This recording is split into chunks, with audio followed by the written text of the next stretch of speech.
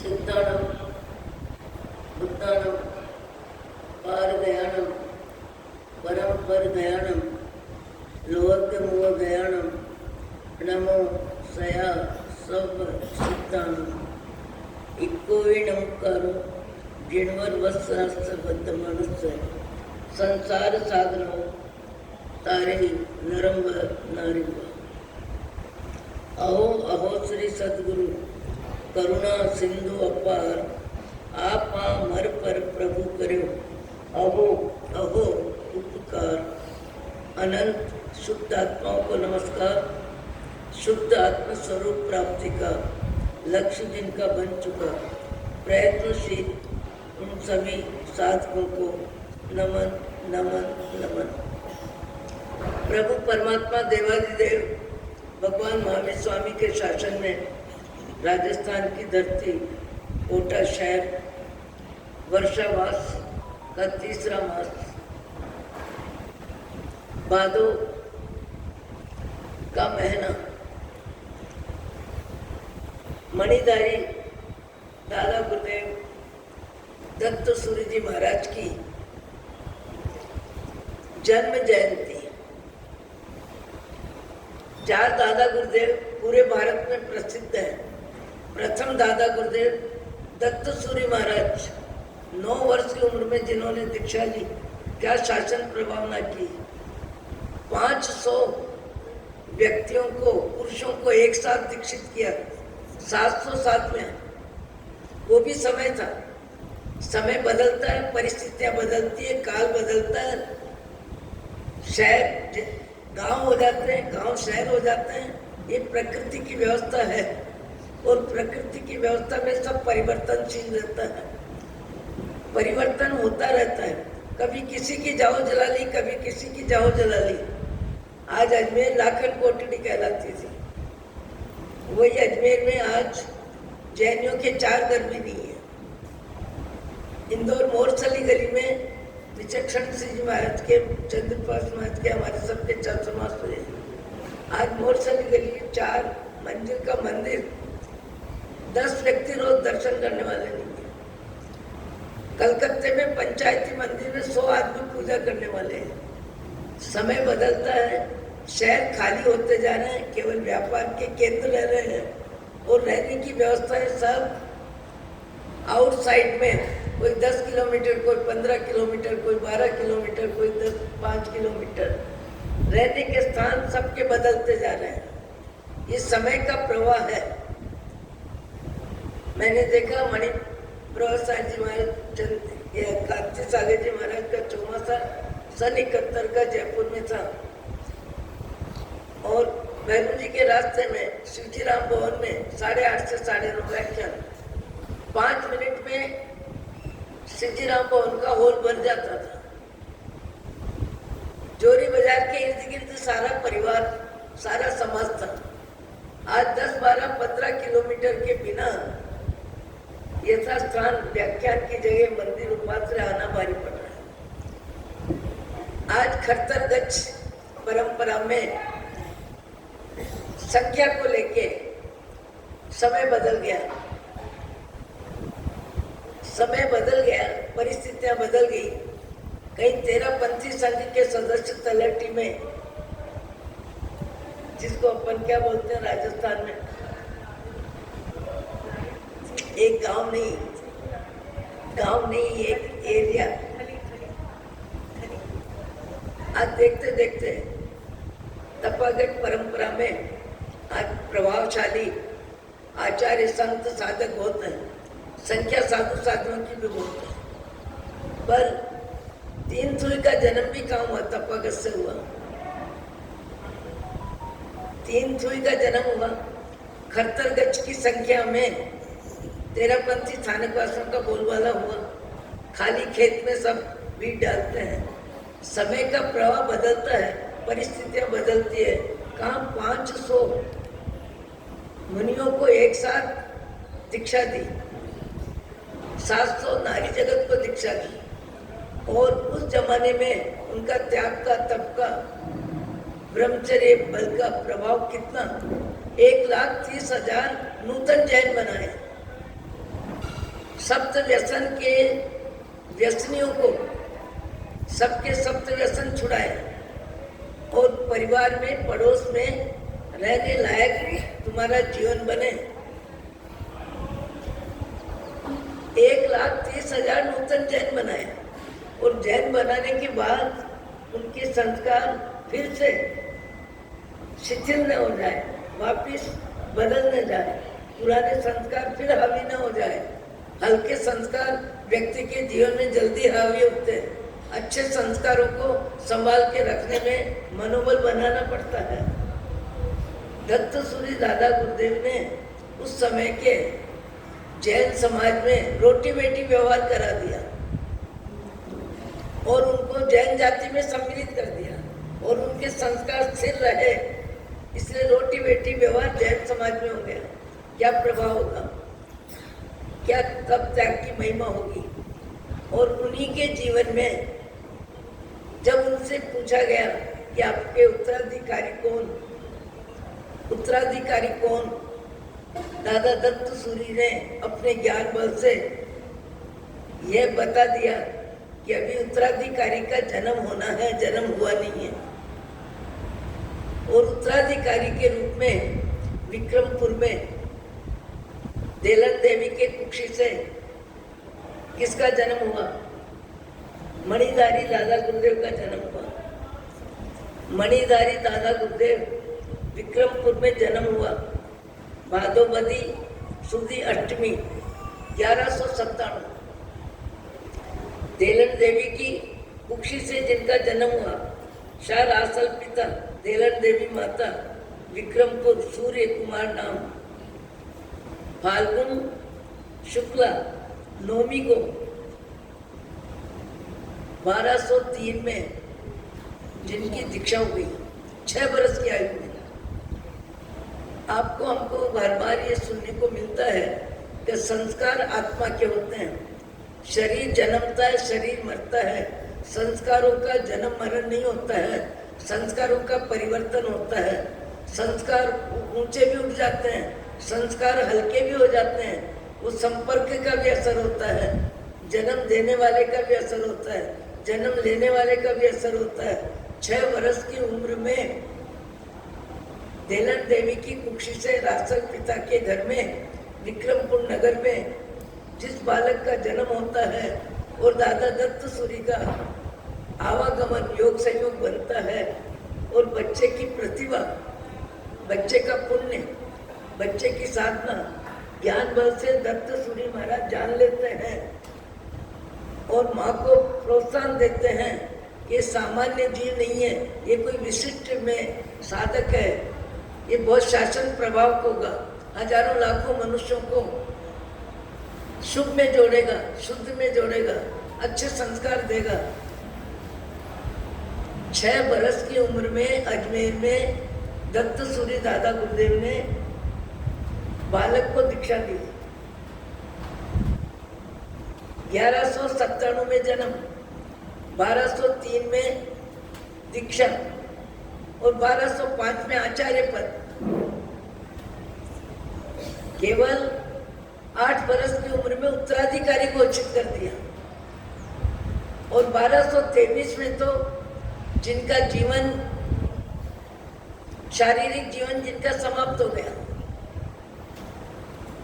गुरु महाराज ने मणिधारी दादा गुरुदेव को कहा था कि तुम्हारा शासन प्रभावना का क्षेत्र जो भी हो, पर तुम को दिल्ली जाने का मन मत बनाना, दिल्ली में तुम्हारा योग सही नहीं है, दिल्ली नहीं जाना। पर कभी कभी भवितव्यता जो होती है वो होके रहती है, भवितव्यता को भी कोई नकार नहीं सकता है। विहार करते करते मणिधारी दादा गुरुदेव, चंद्रसूरी दादा गुरुदेव दिल्ली की तरफ आते हैं और दिल्ली की तरफ आते हैं श्रावक श्राविका समूह में, समारोह में गुरुदेव का आगमन के लिए दौड़ते हैं, जाते हैं। और मदनपाल राजा को भी मालूम पड़ता है कैसा कोई जैन संत आया है जिसके स्वागत में, जिसके सम्मान में हजारों व्यक्ति नर नारी जा रहे हैं। उनको जानकारी हुई, उनका भी मन हुआ और उन्होंने आग्रह किया कि आप हमारे नगर में पधारो, आप हमारे नगर में आना ही है, आपको नगर में आना है। वो जान रहे थे कि मेरे को गुरु महाराज ने दिल्ली जाने की मना की है, मुझे नहीं जाना है, आज्ञा उनके ध्यान में है। और इधर मदनपाल राजा का आग्रह अति में हो रहा है, और अति में आग्रह होने से और भवितव्यता होने से उन्होंने मदनपाल राजा का आग्रह स्वीकार कर लिया और दिल्ली पधार गए। दिल्ली पधारने के बाद उनको अपना समय की जानकारी हो गई। एक बार यात्रा में, प्रवास में संघ सहित तीर्थ यात्रा जा रहे थे और बीच में यात्रा करने वाले श्रावक श्राविका मनुष्य जितने भी थे सब घबरा गए। और घबरा इसलिए गए कि मालूम पड़ा कि एक डाकुओं की टीम आ रही है, वो लूटने वाली टीम है। पता नहीं हम लोगों के जीवन में क्या परिस्थिति बनेगी, क्या जीवन में अशांति होगी। सब घबरा गए। दादा मणिधारी ने, चंद्रसूरी गुरुदेव ने पूछा, आप लोग आकुल व्याकुल क्यों हैं, हैरान परेशान क्यों हैं, आपके चेहरे पे अशांति की रेखा क्यों है? कि हमको जानकारी हुई है कि इस तरह डाकुओं की टीम आ रही है और वो टीम पता नहीं क्या करेगी। गुरुदेव ने कहा, निश्चिंत रहो, शांत रहो, तुम्हारा कुछ भी नुकसान नहीं होगा, कुछ भी अनहोनी नहीं होगी। और दादा गुरुदेव ने मंत्र शक्ति से एक रेखा खींची और रेखा ऐसी खींची कि यात्रियों को डाकू दिखाई दे रहे हैं पर डाकुओं को यात्री दिखाई नहीं दे रहे हैं। तप बल, जप बल, ब्रह्मचर्य का बल जब प्रबल होता है तो जैन धर्म में, जिन शासन में 28 प्रकार की लब्धियां भी बताई है। और वो लब्धियां क्या है?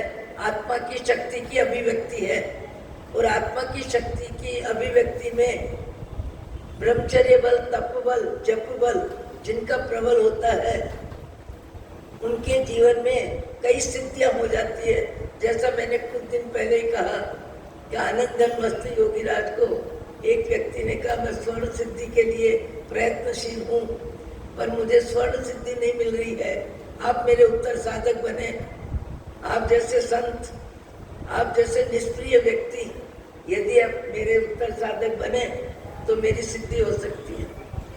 आनंद घन मस्त योगीराज मुस्कुराए, बोले, मेरा मनुष्य जीवन ईंट चूने पत्थर, पृथ्वी काय के कलेवर, सोना हीरा माणक मोती की उपलब्धि के लिए मेरा जीवन नहीं है।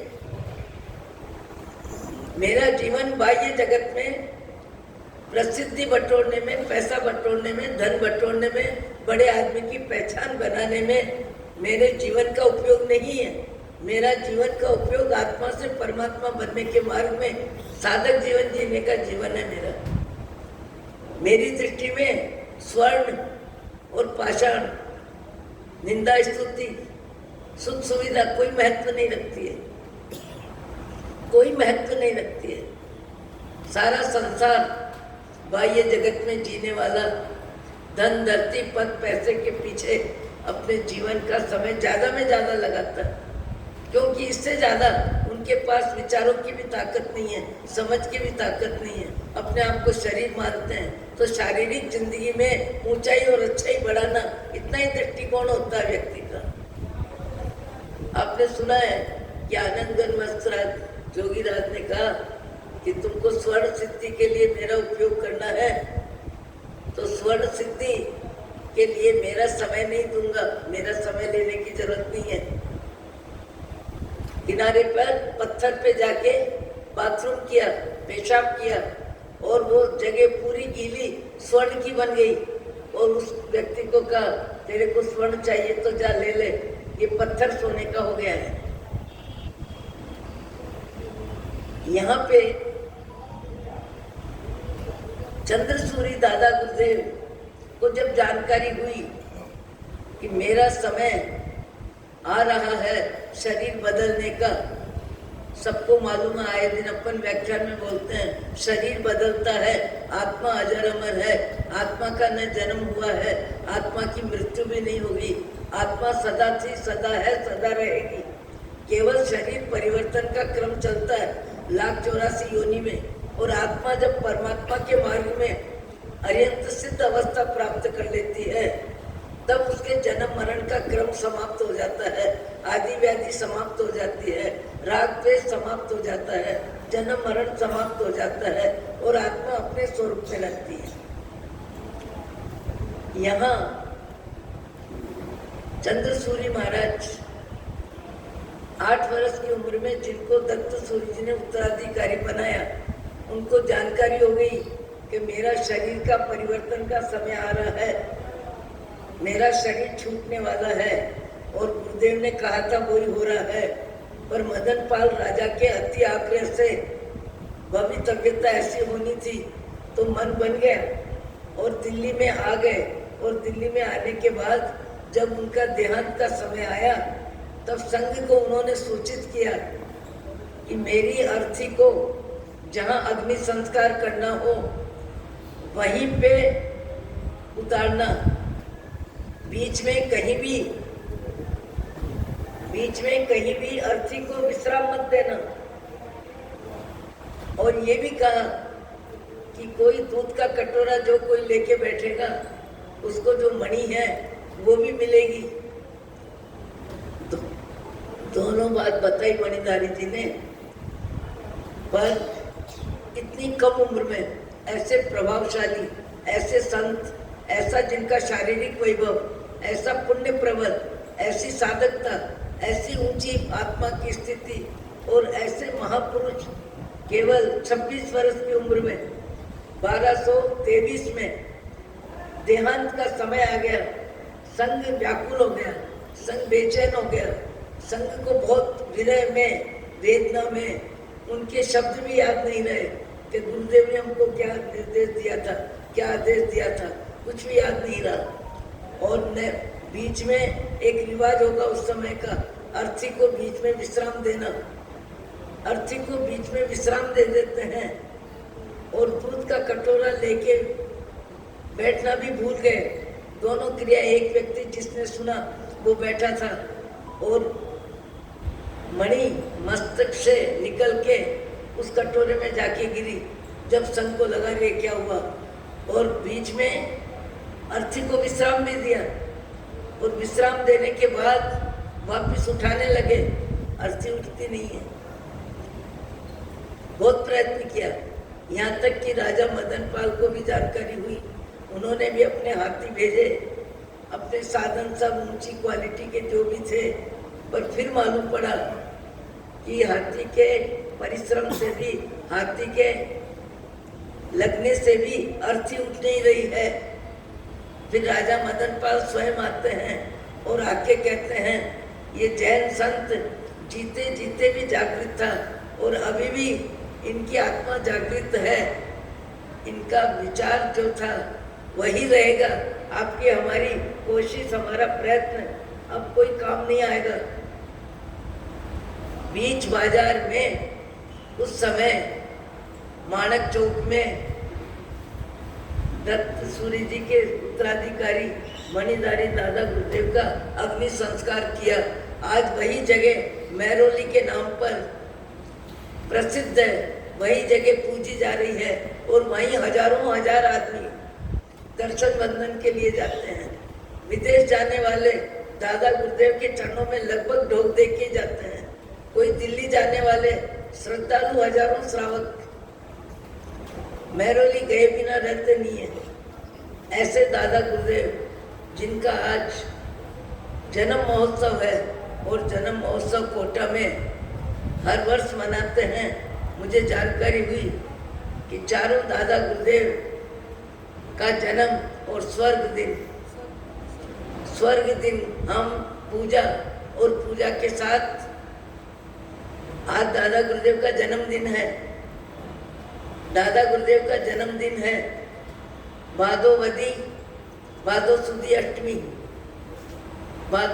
अष्टमी दादा गुरुदेव का जन्मदिन है और जन्मदिन की आज पूजा है, और पूजा के साथ कहते हैं हमारे यहाँ सदा से नियम है कि चारों दादा गुरुदेव का पूजा, और पूजा के साथ स्वामी वात्सल्य। अभी जयपुर से 2 श्रावक पूजा पढ़ाने के लिए भी आए हैं। 10 बजे से दादा गुरुदेव की पूजा चालू होगी। आपको, हमको, सबको आए दिन विचार सुनने को मिलते हैं, महापुरुषों के जीवन के प्रसंग सुनने को मिलते हैं, जीवन की ऊंचाई सुनने को मिलती है, क्षमा भाव, सहनशीलता, एक नहीं अनेक महापुरुषों के जीवन श्रवण अपन करते हैं। श्रवण करने में हमारा उद्देश्य एक ही है कि हमारी आत्मा में आत्मा का ज्ञान हो, शरीर मैं हूँ ये मान्यता अनंत काल की छूटे और सही मान्यता बने कि मैं शरीर में हूँ, मैं शरीर नहीं हूँ। और दुनिया जानती है कि शरीर का जन्म भी होता है, शरीर दिन व दिन बढ़ता भी है, और बढ़ता बढ़ता बढ़ता वृद्ध भी होता है, और एक दिन जिसका जन्म होता है उसका प्रस्थान भी अनिवार्य है। कोई संसार में ऐसा व्यक्ति नहीं जन्मा जिसका मरण न हुआ हो, चाहे वो राजा हो, महाराजा हो, सेठ हो, साहूकार हो, यहाँ तक तीर्थंकरों का भी शारीरिक जन्म, शारीरिक देहावसान, जिसको निर्वाण कहते हैं। निर्वाण क्यों कहते हैं? कि फिर से जिनका जन्म नहीं होगा, जिनका फिर से जन्म नहीं होता है, उनके मरण को निर्वाण कहते हैं। निर्वाण यानी आखिरी बार। पर शरीर शरीर है, और शरीर की अंत्येष्टि होती है। जन्मा है सो जाएगा राजा रंग फकीर, एक सिंहासन बैठ के डाल गले जंजीर। कोई कितना भी महान हो, नेता विश्व विजेता, अंत काल में अंत तक उसको भी परास्त कर देता। उदय अस्त उत्थान पतन, क्रम चलता नित्य नियति का, अतिक्रमण कर सका कौन इस निश्चित काल प्रगति का। हमारे जीवन में जितने अच्छे संस्कार है, जितना पुण्य का उदय है, सत्संग और स्वाध्याय का निमित्त है, परमात्मा भक्ति का निमित्त है, इतने अच्छे संस्कारों में जीवन जीने का हमें मौका मिला है। परमात्मा भक्ति का मौका है, शास्त्र स्वाध्याय का मौका है, सज्जनों की संगति का मौका है, त्याग और तप में जीवन जीने में हजारों व्यक्ति अपनी शक्ति का उपयोग करते हैं। हजारों व्यक्ति, लाखों व्यक्ति अपनी शक्ति का उपयोग करते हैं। गुरुवर्य विचक्षण सिद्धि महाराज, जिनका जन्म अमरावती में हुआ, मूल वतन पीपाड़, 8 वर्ष की उम्र में स्वर्ण सिद्धि महाराज के दर्शन का योग बना।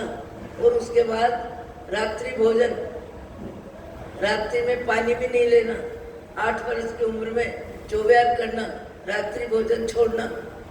आज कई व्यक्ति 70 वर्ष की उम्र में भी रात्रि भोजन छोड़ने का मन नहीं होता, भले एक ही फुल्का खाए, भले दाल चावल ही ले ले। पर शारीरिक जिंदगी में शरीर का मोह, खाने की आसक्ति, चाहिए चाहिए चाहिए। कई व्यक्ति कहते हैं महाराज हमको तो खाना पड़ता है इसलिए कि हमारे शुगर है। पर शुगर वाले को रोज खाना पड़े ऐसा नहीं है। कई शुगर वाले उपदान तप कर रहे हैं, और उपदान तप करने वाले कहते हैं कि हमको शुगर सता ही नहीं रही है। क्यों? कि एक दिन उपवास हो जाता है, तो उपवास हो जाता है, उस रोज खाना पीना बंद हो जाता है। खाना पीना बंद हो जाता है तो शक्कर आदि सब से निवृत्ति हो जाती है, तो दूसरे दिन उसकी पूर्ति हो जाती है। कई व्यक्ति अपनी मन की कमजोरी को भी प्रकट नहीं कर सकते, मन की कमजोरी को समझ भी नहीं सकते। कई व्यक्ति ऐसे भी हैं, चौबयार करते हैं, पर ये रखते हैं कि भाई हमारा जिस रोज स्वास्थ्य की प्रतिकूलता होगी उस दिन के लिए हमारा खुला है। कोई कहते हैं बिस्कुट रखते हैं, कोई कहते हैं चॉकलेट रखते हैं, कोई कहते हैं फल रखते हैं, कुछ हम हमारे कमरे में रख के सोते हैं। पर महीने में महाराज 2-3 बार मुश्किल से काम पड़ता है। महीने में 2-4 दिन मुश्किल से जरूरत पड़ती है, बाकी आए दिन शाम को भोजन कर लेते हैं, ध्यान रख के खाना पीना, कुछ नहीं होता है। पर आत्मा में त्याग के संस्कार, भक्ति के संस्कार, वैराग्य के संस्कार, क्षमा के संस्कार, समता के संस्कार, वेद विज्ञान के संस्कार, तत्व ज्ञान के संस्कार जो मनुष्य भाव में प्राप्त हो सकते हैं। व्यक्ति अधिकतर शारीरिक जिंदगी में व्यस्त रहता है। ये बार बार शब्द आएगा।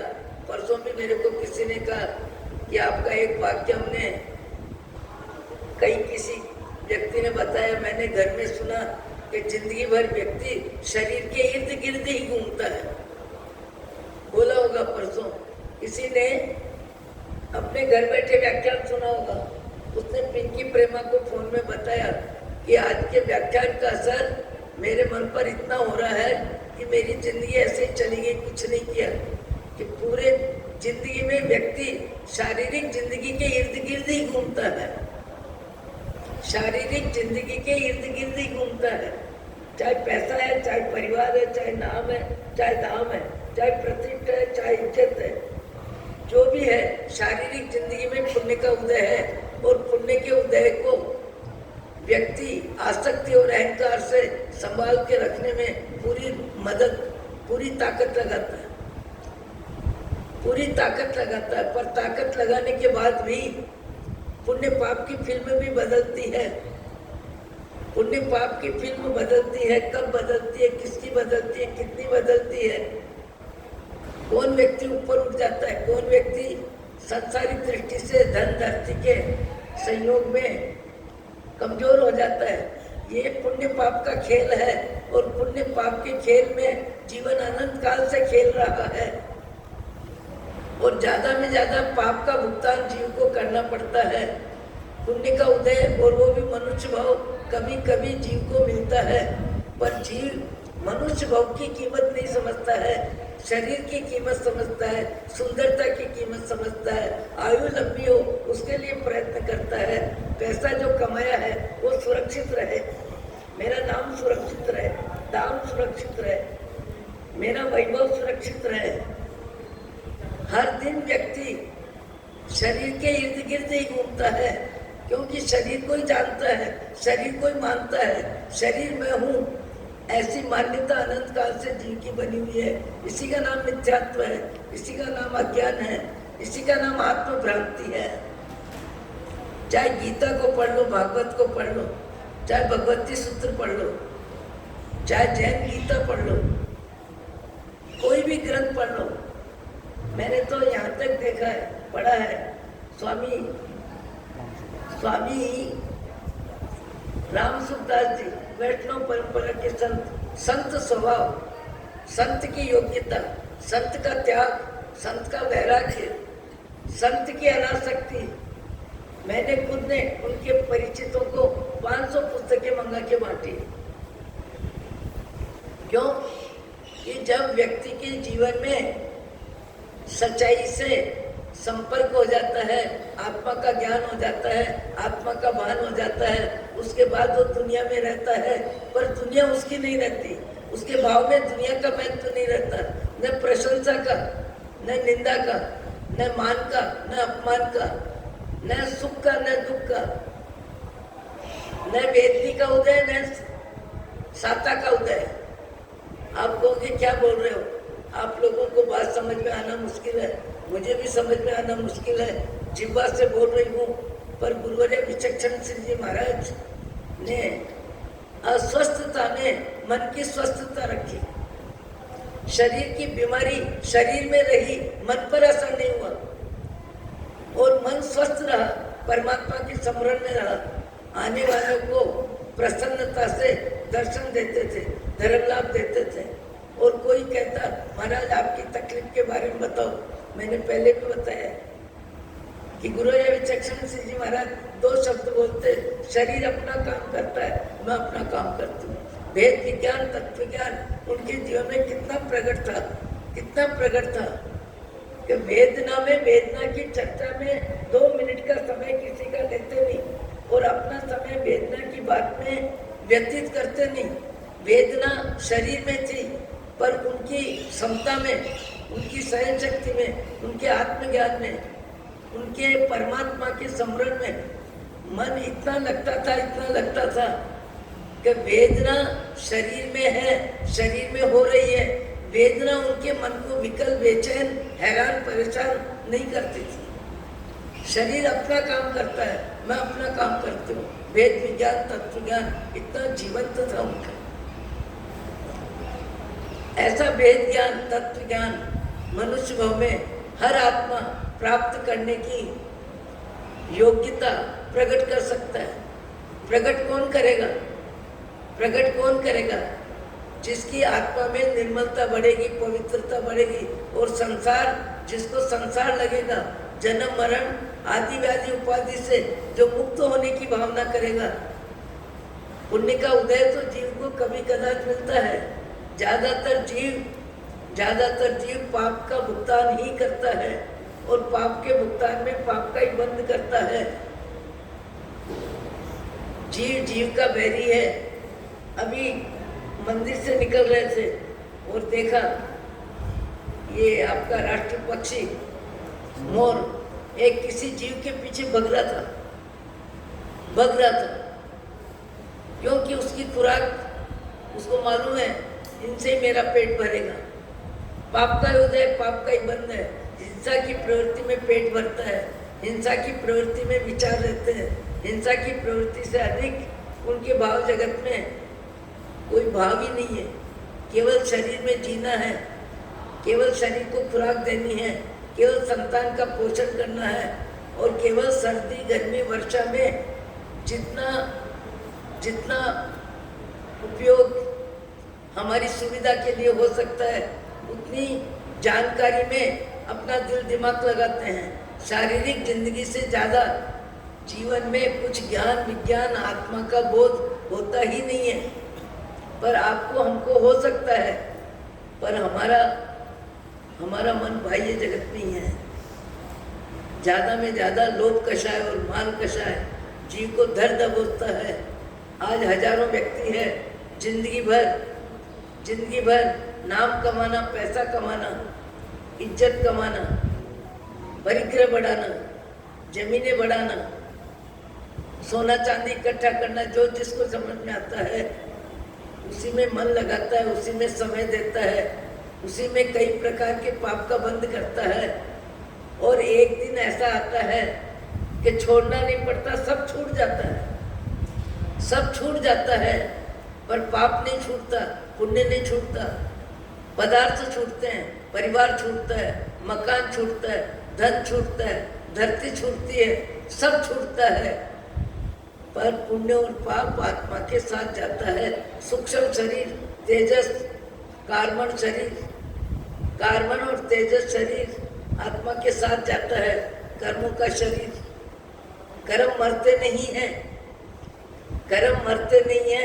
कर्म केवल शरीर बदलने में वापिस प्रकट होते हैं। जैसे मणिधारी दादा गुरुदेव की क्या शासन प्रभाव ना रही होगी, कितना ऊंचा जीवन रहा होगा।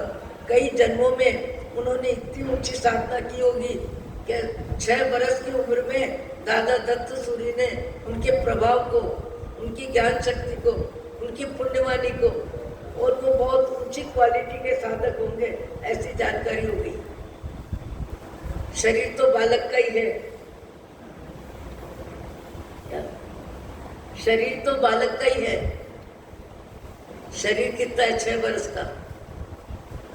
आज भी हम बोलते हैं संस्कार पे हमको सबसे ज्यादा ध्यान देना है कि क्रोध के संस्कार, लोभ के संस्कार, मोह के संस्कार, आसक्ति के संस्कार।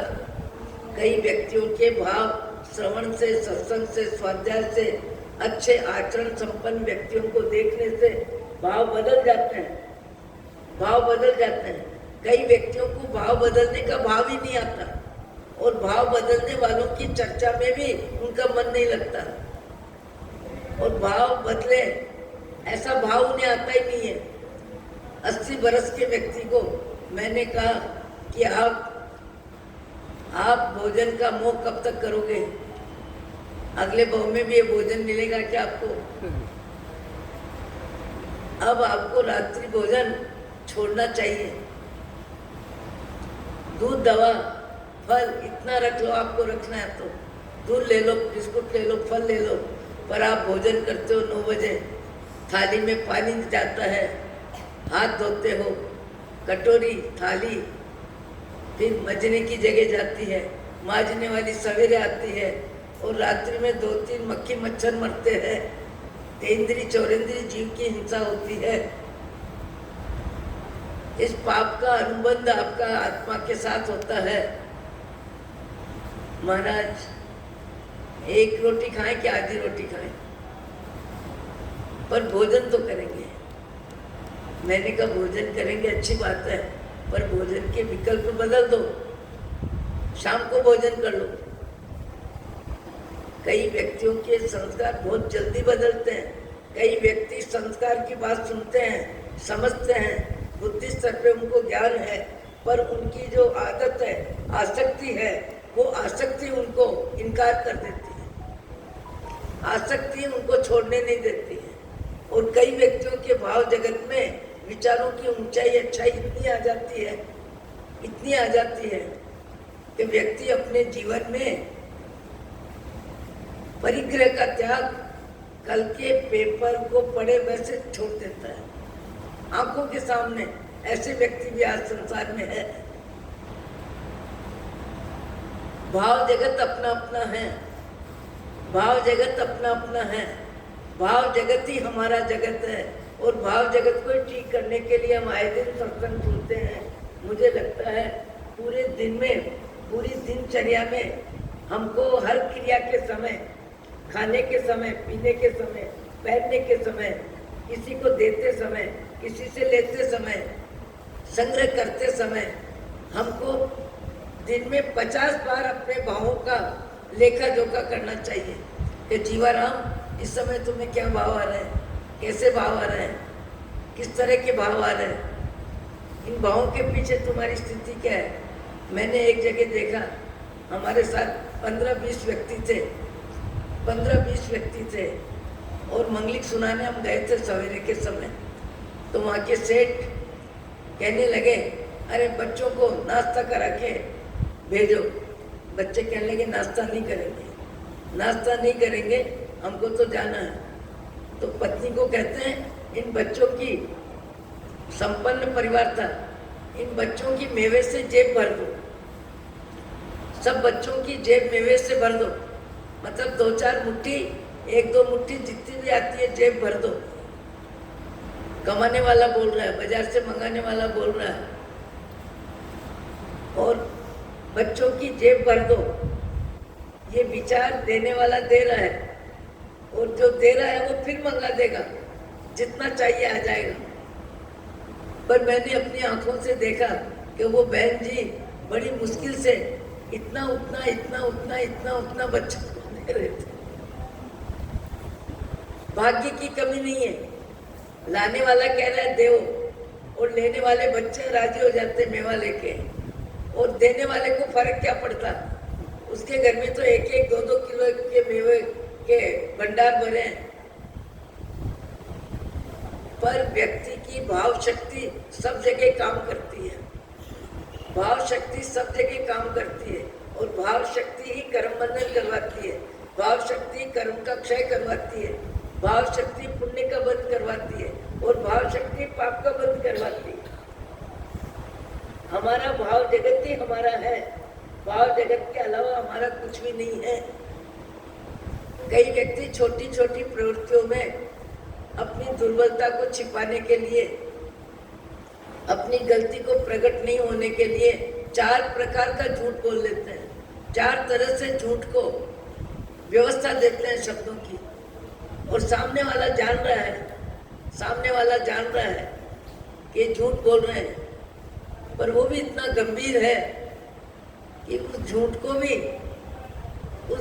भी समझ के उद्गार में व्यक्त नहीं कर रहा है। मैंने कहा था एक रोज कि 2 भाई के बीच में पिता जो बंटवारा नहीं कर सके, पिता बंटवारा नहीं कर सके और बड़ा भाई बंटवारा कर रहा है, छोटा भाई आए गए को संभाल रहा है। पिताजी ने कहा जो कार्य मुझे करना था मैं नहीं कर सका, अब तुम कर लेना, मेरा जाने का समय आ गया। बेटा कहता है पिताजी छोड़ो, इन सब विचारों को छोड़ो, हम जाने, हमारा संसार जाने, आप तो भगवान में मन लगाओ। भगवान में मन लगाओ। मन लगाओ कहने से मन लगता है क्या? मन उसी का लगता है जो जिंदगी भर लगाता है, जो आए दिन 1 घंटा भगवान का भजन करता है, जो आए दिन त्याग तप में रुचि रखता है, आए दिन दूसरों की जरूरत में हाथ लंबा रखता है। संस्कार जिंदगी में जिंदगी भर अच्छे संस्कार बढ़ते भी रहते हैं, अच्छे संस्कार घटते भी रहते हैं, अच्छे संस्कार और ज्यादा उदार भी होते रहते हैं। संस्कार संपत्ति ही अपनी संपत्ति है। संस्कारों से व्यक्ति विपत्ति को आमंत्रण देता है, पशुगति को आमंत्रण देता है, और संस्कारों से ही व्यक्ति ऊंचा उठता है, और संस्कारों से ही व्यक्ति परोपकार में, परिहित में, दूसरों की जरूरत में सहयोगी बनता है। सहयोगी बन के सामने वाले की दुआ लेता है और अपनी शक्ति का सदुपयोग करता है और पुण्य का बंद करता है। सब जानते हैं, फिर भी इस पैसे की पकड़, पैसे की पकड़, स्वाद की पकड़, स्वाद की पकड़, पैसे की पकड़ व्यक्ति को बहुत परेशान करती है, बहुत परेशान करती है। कभी कभी तो व्यक्ति अपनी शक्ति का उपयोग कर सकता है, पर संसार में, विचारों में जब तक समन्वय नहीं होता है, विचारों में संगठन नहीं होता है, संघ प्रमुख व्यक्तियों के एक विचार नहीं होते, वहाँ तक अच्छे कार्य में भी व्यक्ति नियम लेने में, अच्छे विचारों को कार्यान्वित करने में निर्णय नहीं ले सकता है। मुझे मालूम पड़ा अभी कुछ दिन पहले कि यहाँ पे दादावाड़ी दानबाड़ी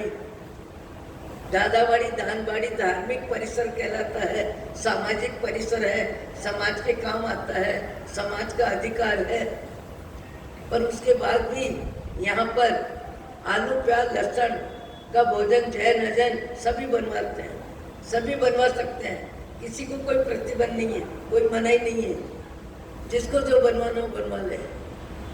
आज कंदमूल जिसको हम बोलते हैं, जमीन के भीतर जो रहता है उसमें अति जीवों की संख्या रहती है, जीवों की संख्या एक आलू में अनंत। अब व्यक्ति अपने घर में भोजन करता है, घर में भोजन करता है, एक पाव आलू बनाएगा, प्याज थोड़ा बहुत लेगा। यहाँ जीवन में जब आप इस तरह की व्यवस्था देते हो तो मनोबंध सब्जी आती है, मनोबंध आलू आता है, मनोबंध प्याज आता है, और इतनी हिंसा खाने वाला कहाँ मांगता है, खाने वाला कहाँ प्रश्न करता है कि क्या सब्जी बनी है, खाने वाला कहाँ कहता है आपने आलू क्यों नहीं बनाया, कि प्याज क्यों नहीं रखा। खाने वाले कुछ नहीं बोलते हैं, खाने वाले तो मान मनवार से मेहमान बन के, अतिथि बन के, आमंत्रण स्वीकार करके खाने के लिए आते हैं। खाने वालों को जो व्यवस्था मिलती है वो चुपचाप खा के जाते हैं, कोई प्रश्न नहीं करता खाने वाला। खिलाने वालों के संस्कार नहीं होते हैं, खिलाने वालों के संस्कार कमजोर होते हैं, और कार्यकर्ताओं को संस्कारों में उनका मन गरीब होता है, उनको अच्छे संस्कारों में रुचि नहीं है, और रुचि नहीं होने से वो अपनी विचारधारा को समाज में अच्छे विचारों को जीने में, व्यवस्था देने में, निमित्त बनने में बाधक बन जाते हैं। आज जयपुर में भले कितनी भी शादियां होती है, मोहनबाड़ी में, दादावाड़ी में, पर कोई भी कंदमूल नहीं बनता, जैन अजैन कोई भी हो, किसी के लिए भी इजाजत नहीं है। लिखा हुआ है कि आपको यदि यहाँ भोजन के लिए मोहनबाड़ी दादावाड़ी की धर्मशाला लेनी है तो यहाँ का नियम है, वहाँ लिस्ट बनी हुई है, ये सब्जी आप नहीं बना सकेंगे, यहाँ प्याज लहसुन नहीं आ सकेगा, यहाँ शराब की बोतल नहीं आ सकेगी, नियम बना हुआ है। और नियम का खंडन करे तो झगड़ा नहीं करते उस समय, तत्काल। आजकल साधन इतने हैं, मोबाइल में उसका दृश्य ले लेते हैं, और मोबाइल में दृश्य लेके जब कार्यक्रम उनका समाप्त हो जाता है तब कहते हैं कि आपके यहाँ इस तरह का नियम भंग हुआ है और हमने आंखों से देखा है, और उसका प्रमाण मोबाइल में फोटो है। प्रायश्चित जैसा भी होता है वो प्रायश्चित के लिए अधिकारी बन जाते हैं। नियम का खंडन कोई करना जल्दी चाहता नहीं है। समाज नियम बनाने में ही कमजोर रहती है, कमजोर, अपने संस्कार कमजोर रहते हैं। संस्कार कमजोर रहते हैं इसलिए व्यक्ति नियमों में विकल्प रख लेता है, जाने दो, रहने दो, रहने दो, रहने दो। कई व्यक्ति जन्म लेके आलू नहीं खाया है। कई व्यक्ति 10 वर्ष की उम्र में त्याग करते हैं, 15 वर्ष की उम्र में त्याग करते हैं।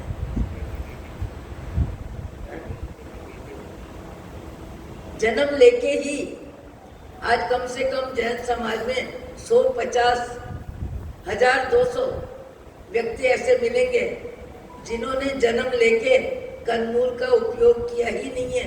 उन बच्चों को कंदमूल खाना मिला ही नहीं है। उनके घर परिवार में रिवाज ही नहीं है। उनके घर परिवार में कभी कंदमूल आता ही नहीं है। ऐसे भी कई परिवार हैं। संस्कार की संपन्नता, संप संस्कार और संपत्ति तीनों का जहाँ समन्वय होता है वहाँ व्यक्ति का व्यक्तित्व प्रेरक भी होता है, आदर्श भी होता है, उदाहरण भी होता है, दूसरों के लिए शिक्षा भी होती है और दूसरों को सोचने के लिए मजबूर भी करता है।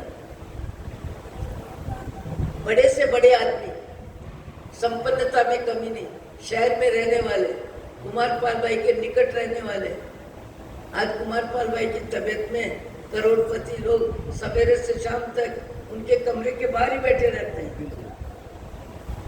उनके लिए करना कुछ नहीं है, पर वो कहते हैं हम यहाँ पर बैठे हैं, इसमें भी हमारी आत्मा में थोड़ा संतोष है। मैंने पूछा कल्पेश भाई से, आपने अपने बेटे की शादी करी? बोले पहली शादी तो हो गई, पर दूसरी शादी मेरे बड़े बेटे ने छोटे बेटे की सारी व्यवस्था जमाई है। उनका संपर्क ऊंचे व्यक्तियों से, संपन्न व्यक्तियों से, सत्ताधारियों से सबसे संपर्क है, पर संस्कार इतने मजबूत है, संस्कार इतने मजबूत है, संस्कारों में इतनी दृढ़ता है, संबंध का महत्व नहीं, जाति का महत्व नहीं, संस्कारों का महत्व है।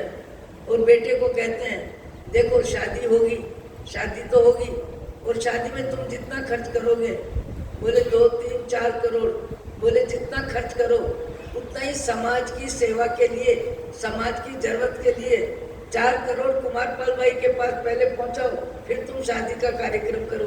तुम्हारे पास पैसे की कमी नहीं है, व्यापार में अब तुम बहुत कमा रहे हो। सवेरे सूर्य से पहले, सूर्योदय से पहले अग्नि नहीं जलेगी, सूर्योदय से पहले अग्नि नहीं जलेगी, और सूर्यास्त के बाद अग्नि नहीं रहेगी। जिसको आना है आएगा, संबंध निभाना है निभाएगा, जिसको नहीं आना नहीं आएगा।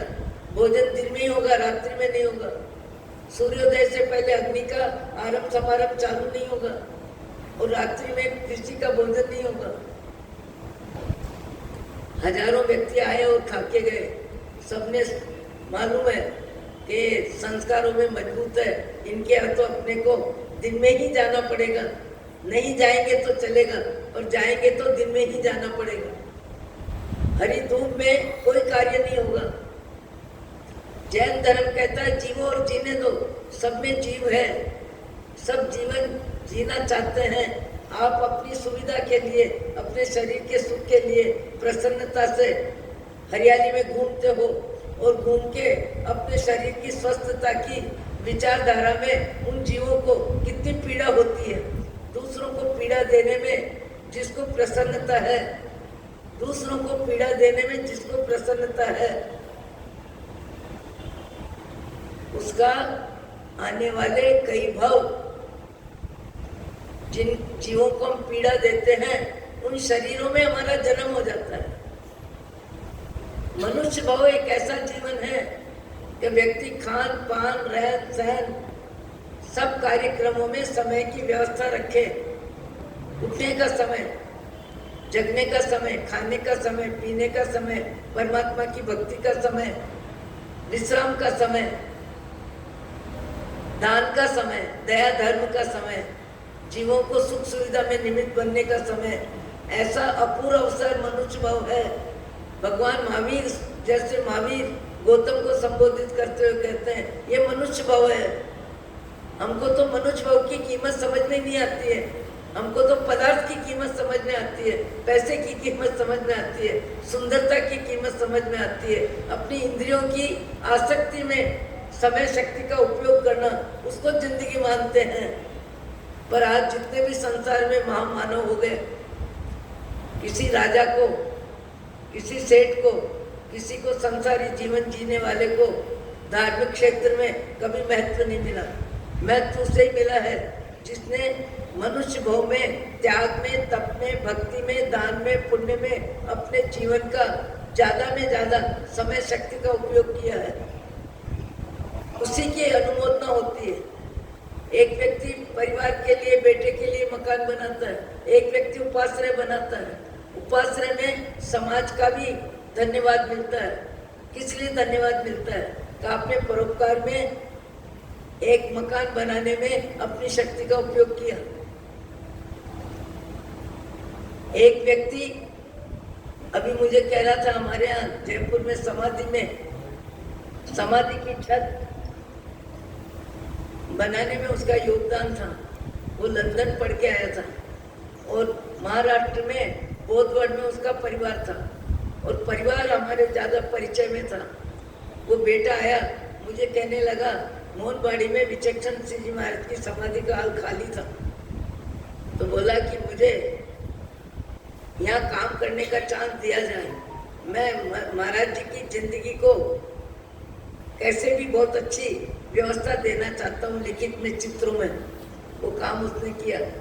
फिर आया मेरे पास, फिर मुझे कहने लगा, मैं अभी और भी जगह काम कर रहा हूँ, पर एक शहर का नाम परिचित है, बताऊंगी नहीं।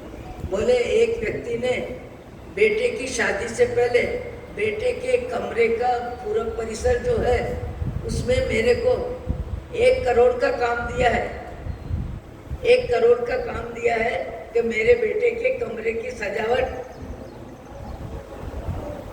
को में मगन।